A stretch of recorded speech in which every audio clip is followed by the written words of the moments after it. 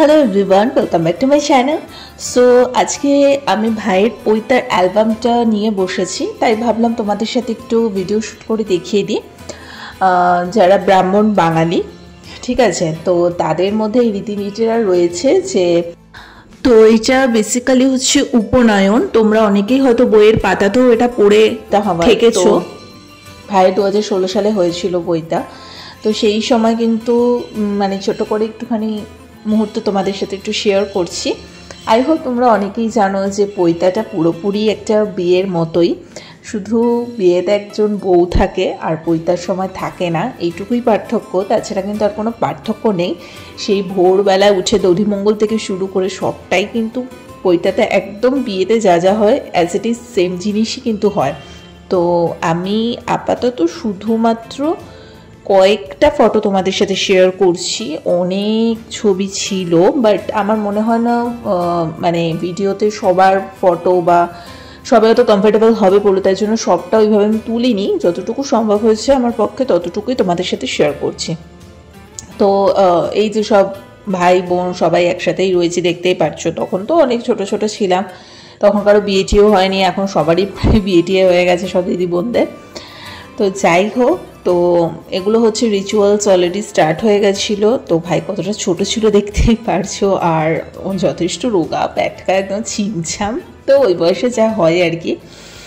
তো সব থেকে একটা আকর্ষণীয় বিষয় হচ্ছে পৈতার সময় চুল ন্যাড়া করতে হয়, যেটা মানে বিয়ের সময় সাধারণত করতে হয় না, ওই একটা একটু পার্থক্য রয়েছে। আর বউটা তো এছাড়া কিন্তু অ্যাজ ইট ইজ সব সেমই, মানে কোনো ডিফারেন্স নেই।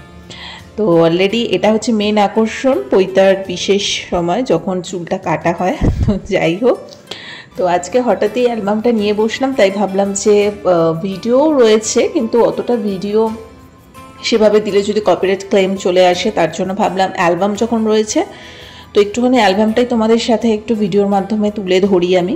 তাও যে এখানে সব ছবি রয়েছে সেটা বলবো না, আমি ইচ্ছে করেই অনেক ছবি বাদ দিয়ে দিয়েছি, কারণ মানে অতজনকে আমার মনে হয় না ভিডিওতে দেখানোর কোনো মানে হয় বলে।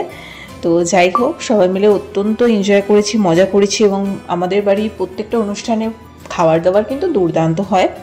তো এটা যারা আসে তারাই বলে যে যাই হোক চলো।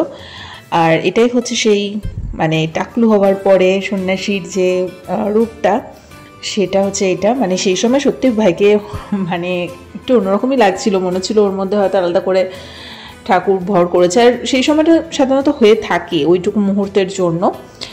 তো তোমরা ডেফিনেটলি যারা ব্রাহ্মণ রয়েছো তারা তো তোমরা জানবেই এই বিষয়গুলো সম্বন্ধে, অনেক বেশি তোমরা অবগত। তো যাই হোক চলো, এখন গুরু যে মন্ত্রটা মেন সেটাই এখন দেওয়া হচ্ছে ভাইয়ের কানে, দেখতেই পাচ্ছ। এটা কিন্তু মেন, মানে এই গুরু মন্ত্রটা যে কোনো আপদে বিপদে যদি তোমরা স্মরণ করো, স্পেশালি ব্রাহ্মণ ছেলেরা, তাহলে কিন্তু মানে কিছু আপদ বিপদ হয় না, এই আর কি।